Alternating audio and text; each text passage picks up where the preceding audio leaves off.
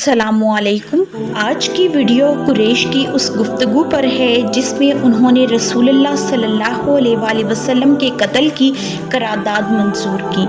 जब तमाम कबीलों के सरदार दारुल नदवा में पहुंच गए और शैतान भी शेख की शक्ल में इज्तिमा में शरीक हो गया तो तजावीज़ पेश किए जाने लगे और बहस जारी हुई। सबसे पहले अबुल असूद ने यह राय पेश की कि मोहम्मद सल्लल्लाहु अलैहि वसल्लम को अपने शहर से निकाल दें, मगर शेख नजद ने कहा कि नहीं, ये मुनासिब राय नहीं, क्योंकि तुम देखते नहीं कि उस शख्स की बात कितनी उम्दा है। वो जहाँ कहीं भी जाएगा अपना पैरोकार बना लेगा, फिर तुम पर धावा बोल देगा।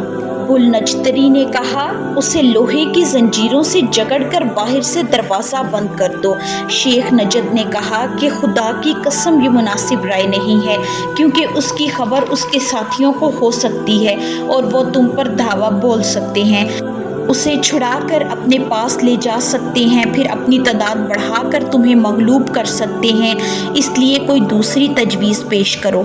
इन दोनों तजावीज़ के रद्द होने के बाद अबू जहल ने यह मशवरा दिया कि हमारी राय है कि हर कबीले से एक एक जवान लिया जाए जिसके हाथ में एक एक तेज़ धार तलवार हो और सब मिलकर मोहम्मद सल्लल्लाहु अलैहि वसल्लम को कत्ल कर दें। नऊज़ुबिल्लाह। इस तरह हमें मोहम्मद सल्लल्लाहु अलैहि वसल्लम से राहत मिल जाएगी और उसका खून सारे कबीले में बिखर जाएगा और बनी अब्दुल मन्नाफ सारे कबीलों से जंग न कर सकेंगे और दीद यानी कि खून बहा लेने पर राज़ी हो जाएंगे और हम दीद अदा कर देंगे। इस पर नजद के शेख ने कहा, बात ये रही जो इस जवान ने कही, अगर कोई तजवीज़ और राय हो सकती है तो यही है, बाकी सब हीच हैं। इसके बाद पार्लिमान मक्का ने इस मुजरमाना करारदाद को मंजूर कर लिया और तमाम मेंबरान इस अज़म के साथ दारुल नदवा से उठे कि इस करारदाद पर अमल फिल फौर हो।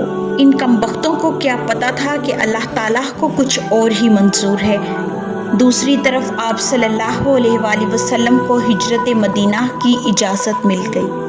वीडियो को एंड तक देखने का बहुत शुक्रिया। अगर आपको आज की वीडियो पसंद आई हो तो लाइक, शेयर, कमेंट और सब्सक्राइब ज़रूर करें और घंटी के निशान को दबाएं ताकि आपको आने वाली वीडियोस के नोटिफिकेशन बर वक्त मिले।